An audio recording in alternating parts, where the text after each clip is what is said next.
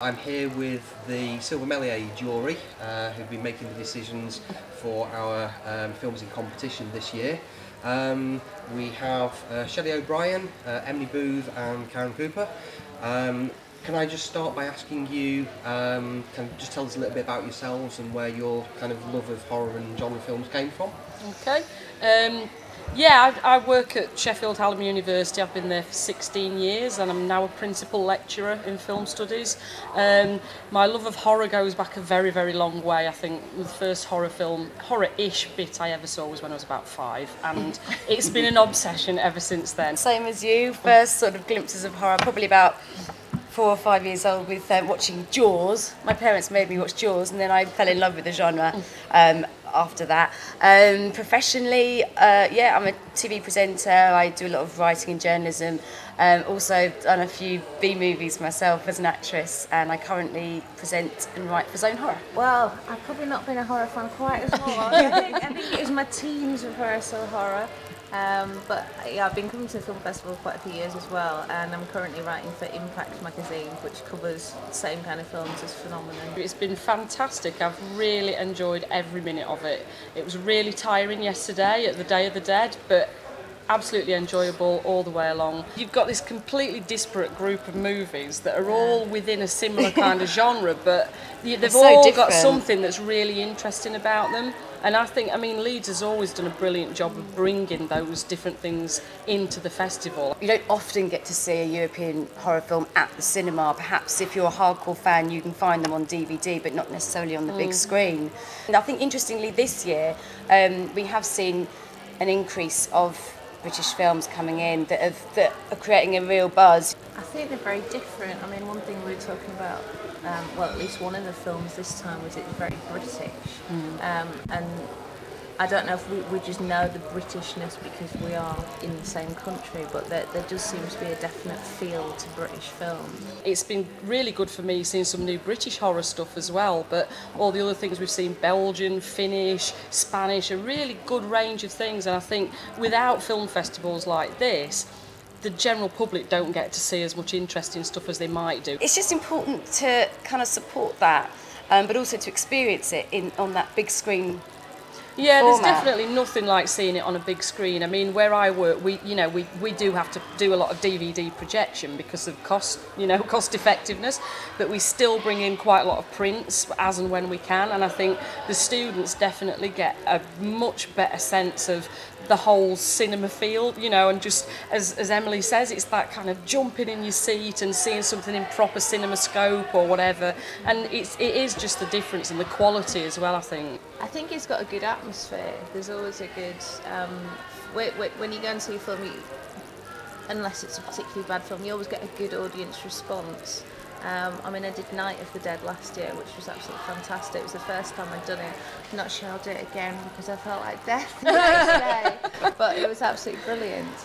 Just the atmosphere, I think, is the main thing about it. I mean, the films obviously are great, but if you haven't got the atmosphere when you go and see them, it's not going to be as good. Night of the Dead last year, everybody was chatting. I mean, when I came downstairs, I kept nipping out for a cigarette, so I kept chatting to people on the stairs and people, oh, what did you think of the film? And it was really nice. Yeah, I think the tone of the horror this year for the Silver Méliès anyway feels quite serious and quite raw and quite poetic as well. But also the really, good. Really high quality. We were saying we were really impressed by the standard of some of the films, particularly the sort of debut features. Oh my God, yeah. We're literally walking out saying these are really accomplished filmmakers, and that's fantastic to see sort of first time around. What you can do with £100,000 is translating so well. Normally you think you might lose something in the production or the art direction or something, and it's not really at all. And also some great acting performances as well.